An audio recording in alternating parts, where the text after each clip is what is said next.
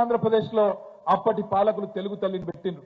మరి తెలుగు తల్లికి కూడా బంగారు కిరీటం ఉంటది, చేతుల కలశం ఉంటది, బ్రహ్మాండంగా ఒంటి నిండా ఆభరణాలు ఉంటాయి.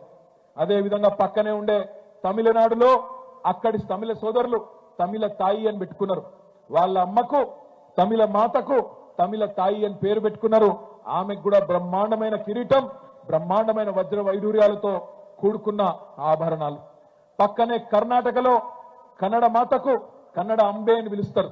మరి కన్నడ అంబేకి కూడా మొత్తం పైనుండి కింది వరకు దేవతామూర్తి మాదిరిగా చూడంగానే దండం పెట్టాలనిపించేటట్టు బ్రహ్మాండంగా ఒక దేవతామూర్తి రూపాన్ని ఇచ్చింది. మరి అదే పద్ధతుల్లో మన వైతాళికులు, మన తెలంగాణ మహానుభావులు, ఉద్యమ నాయకులు, ఇక్కడి రచయితలు, సాహితీవేత్తలు, ఇక్కడి కళాకారులు, కవులు అందరూ కూడా మొదటి నుంచి తెలంగాణ తల్లిని అద్భుతంగా కీర్తించుకున్నారు. ఒకనాడు మహాకవి దాశరథి గారు అన్నారు, నా తెలంగాణ కోటి రతనాల వీణ అన్నారు. దాంతో పాటు నా తెలంగాణ తల్లి కంజాతవల్లి అని 70 ఏళ్ల కిందట ఆనాడు దాశరథి గారు అన్నమాట. అదే విధంగా రావెల్ల వెంకటరామారావు గారు అనే ఒక కవి అద్భుతంగా చెప్పినాడు, వెలలేని నందనోద్యానమురా నా తల్లి తెలంగాణ అని చెప్పి గొప్పగా తల్లి తెలంగాణ గురించి మాట్లాడిన పరిస్థితి. ఇక మీకు తెలుసు ఉద్యమం గురించి అయితే ధూమ్ధాములు, బతుకమ్మలు, బోనాలు, ఆటపాటలతో ఇది మన సంస్కృతి, ఇది మన గొప్పతనం అని చెప్పి మనం చెప్పుకున్నాం. మరి అందుకే ఆనాడు ఉద్యమంలో పెద్దలు కేసీఆర్ గారి నాయకత్వంలో కవులు, కళాకారులు, రచయితలు, సాహితీవేత్తలు, ఎంతో మంది మహానుభావులు, శిల్పులు అందరూ కలిసి ఆనాడు ఈ ఉద్యమంలో తెలంగాణకు ఒక అస్తిత్వాన్ని, ఆ అస్తిత్వానికి ఒక రూపాన్ని కల్పిస్తూ తీసుకొని వచ్చి 2006వ సంవత్సరంలో ఆనాడు సమైక్య పాలకులు మన మీద పగబట్టి మనల్ని వెంటాడుతుంటే ఆ రోజు ప్రతిష్ఠించింది తెలంగాణ తల్లి. బ్రహ్మాండంగా ఆ తల్లి ఎంత గొప్పగా ఆ రోజు ఎంత ఆలోచనతో రూపకల్పన చేయడం జరిగిందో ఒక్క నిమిషంలో నేను మీకు చెప్పే ప్రయత్నం చేస్తాను.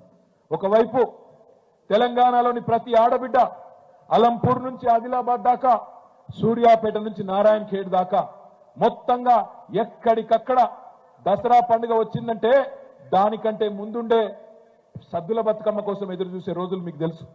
అట్లాంటి బతుకమ్మ తెలంగాణ ఆడబిడ్డలకు గౌరవం, తెలంగాణ ఆడబిడ్డలకు ప్రత్యేకమైన బతుకమ్మ పండుగను మరి రూపొందిస్తూ అందులో వారికి స్థానం కల్పిస్తూ బ్రహ్మాండంగా తెలంగాణ సంస్కృతికి చిహ్నంగా ఒక చేతిలో బతుకమ్మ. గద్వాల పోచంపల్లి నేతన్నలు, వాళ్ళ నేతలు మొత్తం ప్రపంచవ్యాప్తంగా ప్రసిద్ధికెక్కిన నేతలు. ఆ చీరలను, ఆ పట్టు చీరను ధరిస్తూ ఆ దేవతామూర్తి మన గద్వాలు పోచంపల్లి నేతన్నల నైపుణ్యానికి, కళా నైపుణ్యానికి ప్రతీకలాగా ఆ చీర ధరించి, ఆ పట్టు చీరతో తెలంగాణ తల్లి. కరీంనగర్ నుంచి వచ్చిన వెండి మట్టెలు, భౌగోళిక మెట్ట పంటలు, మన ప్రాంతంలో పండే మెట్ట పంటలకు నిదర్శనంగా జొన్న కంకులు. ఈ రకంగా ఎంతో ఆలోచనతో చూడంగానే దండం పెట్టాలనిపించే విధంగా బ్రహ్మాండంగా భరతమాత ముద్దు బిడ్డగా, రాజమాతగా అందమైన కిరీటం. ఆ కిరీటంలో మన తెలంగాణ ప్రాంతానికి సంబంధించిన సుప్రసిద్ధ కోహినూరు వజ్రాన్ని కూడా పెట్టి తెలంగాణ తల్లికి చూడంగానే దండం పెట్టే విధంగా ఆ తల్లికి రూపం ఇచ్చింది మన తెలంగాణ ఉద్యమం. కానీ ఈరోజు ఇప్పుడున్న పాలకులు హంతకులే సంతాపం చెప్పినట్టు ఎవరైతే 1952 నుంచి 2014 దాకా తెలంగాణలో వందల వేల చావులకు కారణమైనారో, ఎవరైతే తెలంగాణ ఉద్యమాన్ని అడుగడుగున కర్కశంగా తొక్కే ప్రయత్నం చేసినారో వాళ్ళు ఇవాళ ముందు వరుసలో నిలబడి ఇగో తెలంగాణ తల్లి అంత గొప్పగా ఉండడానికి వీల్లేదు, బీదగా ఉండాలి, తెలుగు తల్లి గొప్పగా ఉన్నా పర్వాలేదు, భరతమాత నెత్తిన కిరీటం ఉన్నా పర్వాలేదు, కన్నడ మాత నెత్తి మీద కిరీటం ఉన్నా పర్వాలేదు, తమిళ మాత నిండా ఆభరణాలు వేసుకున్నా పర్వాలేదు, కానీ తెలంగాణ తల్లి మాత్రం ఒక బీదరాల్లాగా ఉండాలి, రాష్ట్రం దివాలా తీసినట్టు కనబడాలని చెప్పి ఇవాళ ఉన్న దివాలా కోరు పాలకులు వాళ్ళ భావదారిద్రానికి ప్రతీకగా తల్లి రూపాన్ని మారుస్తా ఉన్నారు. ఈ ప్రపంచంలో ఈ మాట నేనంటే కొంతమంది తప్పు అనుకోవచ్చు, కానీ దయచేసి ఆవేదనతో, ఉద్వేగం నుంచి అంటున్న మాట, ప్రపంచంలో ఆలిని మార్చిన మగాళ్ళు ఉండొచ్చు, ఆలిని మార్చిన దుర్మార్గులు ఉండొచ్చు, కానీ తల్లిని మార్చిన మూర్ఖులు ప్రపంచంలో ఎక్కడా లేరు, ఉండబోరు అనే మాట నేను విజ్ఞప్తి చేస్తా ఉన్నా. ఈరోజు తెలంగాణలో ఆ దౌర్భాగ్యపు పరిస్థితిని మనం చూస్తా ఉన్నాం.